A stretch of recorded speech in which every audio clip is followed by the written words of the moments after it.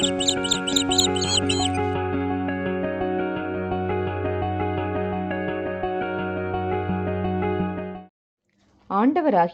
இயேசு கிறிஸ்துவின் இனிய நாமத்தில் பனிமய மாதா ஜபக்குழு சார்பாக உங்களை சந்திப்பதில் மிகுந்த மகிழ்ச்சி அடைகின்றேன். நாம் இன்று தியானிக்க எடுத்திருக்கும் திருவசனம் யோனா அதிகாரம் 2 இறைவசனம் 2. ஆண்டவரே, எனக்கு இக்கட்டு வந்த வேளைகளில் நான் உம்மை நோக்கி மன்றாடினேன். நீர் என் மன்றாட்டுக்கு செவிசாய்த்தீர். பாதாளத்தின் நடுவிலிருந்து உம்மை நோக்கி கதறினேன். என் கூக்குரலுக்கு நீர் செவி கொடுத்தீர். நாம் தியானிப்போமா? கிறிஸ்து இயேசுவின் அன்பிற்குரிய சகோதர சகோதரிகளே, கிறிஸ்து இயேசுவின் அன்பும் சமாதானமும் உங்களோடு என்றும் இருப்பதாக.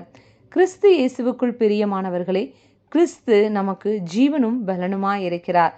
சோர்ந்து போகிறவனுக்கு அவர் பலன் கொடுக்கிறார். நம் ஜீவனை மறுபடியும் உயிர்ப்பிக்கிறவருமாயிருக்கிறார். நாம் குரல் எழுப்பும் போதெல்லாம் கர்த்தராகிய தேவன் நம் அருகில் இருக்கிறார். வேதத்தில் ஆண்டவர் யோனாவுக்கு நினிவே சென்று அங்குள்ள மக்களுக்கு தாம் உரைதிதி சொல்லுமாறு கட்டளையிட்டார்.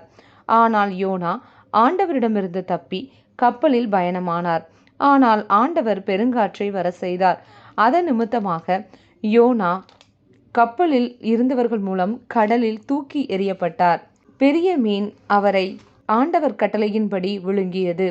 அவர் மீனின் வயிற்றில் 3 நாட்கள் அல்லும் பகலும் இருந்தார். இறுதியில் ஆண்டவர் கட்டளையிட மீன் அவரை கரையில் கக்கியது என்பதை நாம் அறிவோம். நம் வாழ்க்கையிலும் கூட பெரும் காற்று, உலகின் கவலைகள், நமக்கு நாமே உருவாக்கி கொள்கிற பிரச்சனைகள், சோதனைகள் ஆகியவற்றின் நிமித்தமாக நாம் சோர்ந்து போகிறோம். யோனா மீனின் வயிற்றில் இருந்து ஆண்டவரை நோக்கி மன்றாடிய போது அவருக்கு படுகொலிலிருந்து ஒரு மீட்பு கிடைத்தது. அதேபோல் நாமும் கடவுளிடம் ஒப்புரவாகும் போது அவர் நம் வாழ்வை சீராக்குவார்.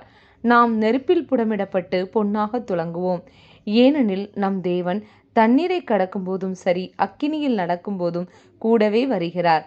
நம்மை உள்ளங்கைகளில் பொறிந்து வைத்துள்ளார். எனவே நாம் அவர் முகத்தை நோக்கி பார்ப்போம், பிரகாசம் அடைவோம். நாம் ஜெபிப்போமா? எங்களை மிகவும் நேசிக்கின்ற எங்கள் அன்பின் பரலோகத் தந்தையே, இந்த நாளுக்காக உமக்கு நன்றி செலுத்துகிறோம். எங்களை உமது நீதியின் வலது கரத்தினால் தாங்கிக் கொண்டிருப்பதற்காக நன்றி இயேசுவே.